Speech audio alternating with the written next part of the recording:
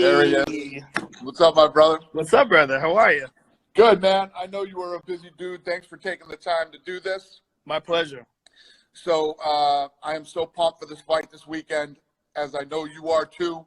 Beyond. And I love the way you break down fights. I love the way you look at fights. That's why you are the greatest combat sports commentator of all time. Talk to us. Who do you got this weekend, Adesanya or Whittaker, and why?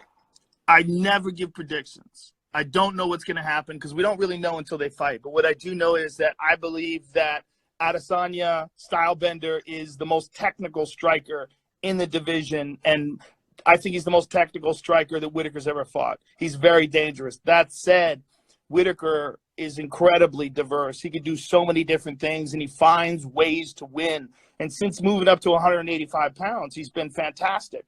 I mean, he's absolutely one of the best middleweights of all time.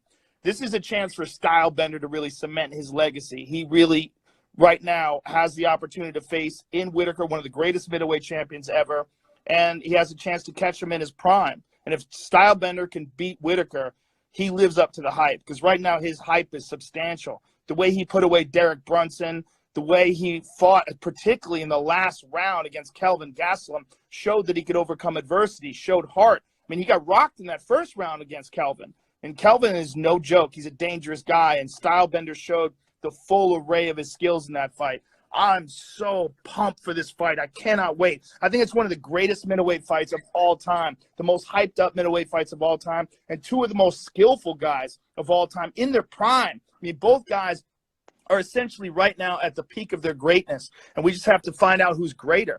I don't know. I really don't know. For me, this is a anything can happen fight. This is a who the fuck knows fight. I mean, it's just an amazing contest. I'm so excited about it, though. I really can't wait, and I really don't know how it's going to play out. I mean, is Whittaker going to be able to get a hold of Stylebender, or is Stylebender going to expose some holes in Whittaker's stand-up game? I mean, Whittaker's been able to survive some attacks the way Brunson went after him. But, like, if you look at common opponents, that's a common opponent, right? I mean, Stylebender walked right through Derek Brunson. And Whittaker, you know, Brunson came after him in that first round. But Whittaker wound up putting him away as well. But Brunson really did have some success in that first round against Whittaker that he did not have against Stylebender. And, you know, Brunson's a dangerous guy as well. And that just shows you how damn good Stylebender is, because he just picked Brunson apart.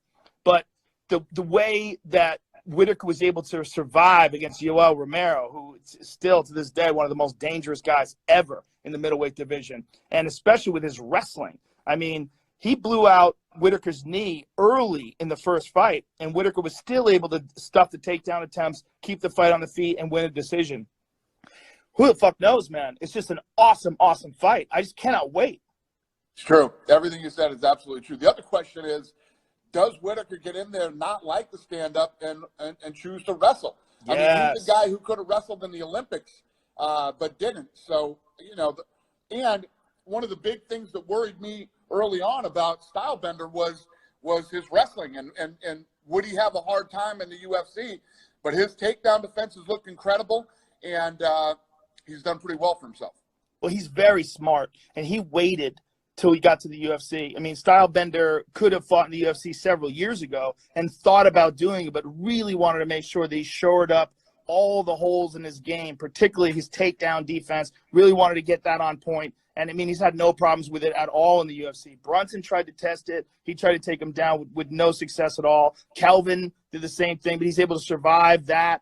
Look, I think Kelvin's one of the best guys in the division, and that fight was just incredible. That fight, particularly the fifth round, showed you what kind of metal Stylebender's made out of. Because when, I don't know if you know the beginning of the first round, when he looked over at Kelvin and said, "I'm ready to die."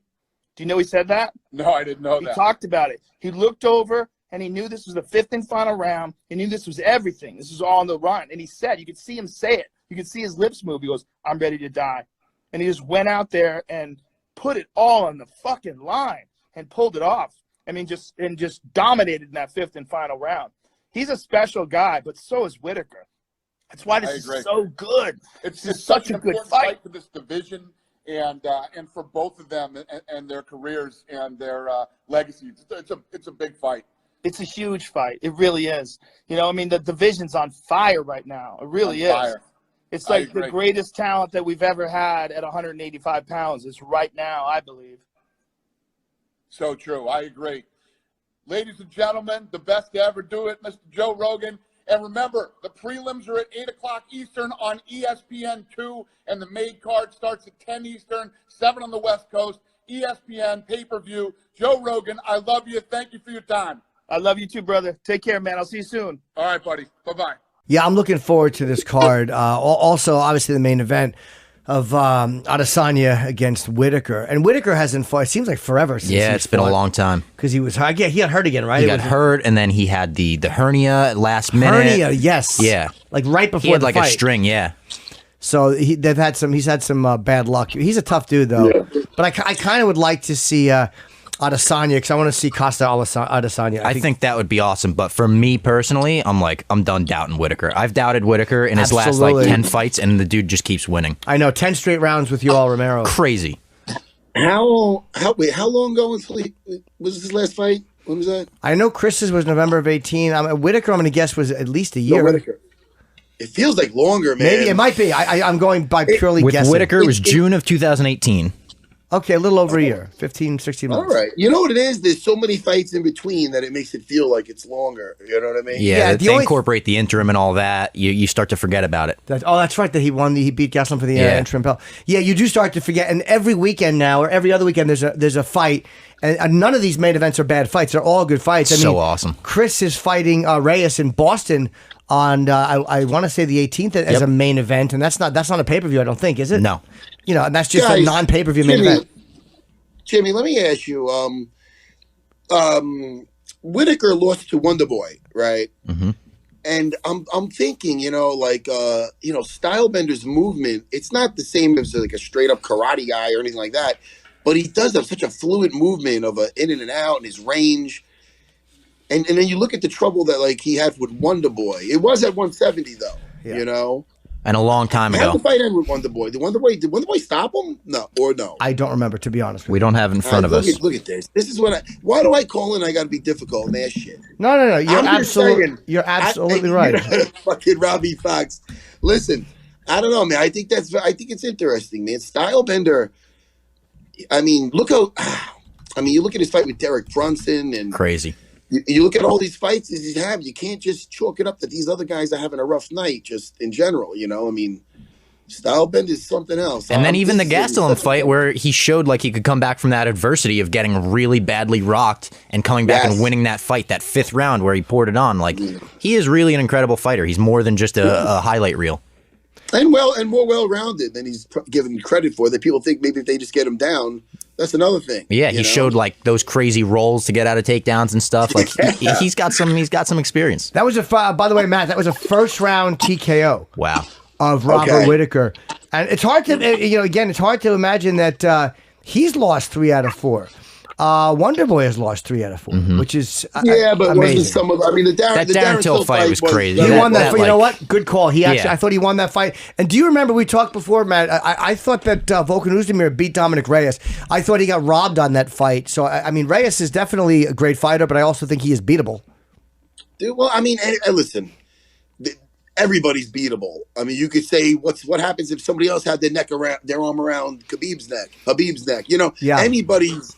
You can put, and we're all human, man. Anybody's beatable. That's why the sport is where it is right now, because it's, I feel, the most entertaining. Remember when we had Jack on the other day, the Joker, and the reason why I really could relate when he was saying that he sees the mental coach because it's hard for him to get around, that no matter how hard he trains and everything he does right, I'm paraphrasing, but one shot could just make it all end. I mean, that's something that every one of us that ever fought, especially in MMA, they know that feeling that it could just not, dude, you could do everything right leading up from your diet to your training, your preparation, everything's right.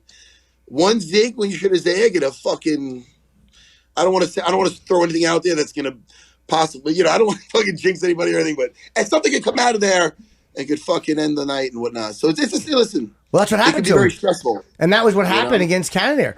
I mean, Cannonier, I thought Cannonier was doing a good job of getting up.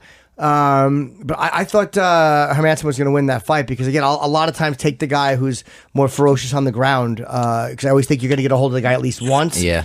But, Jamie English took just the opposite. Was saying that he thinks that the guy, there's so many technical things on the ground you have to do. He was almost giving the advantage to the guy who's better standing.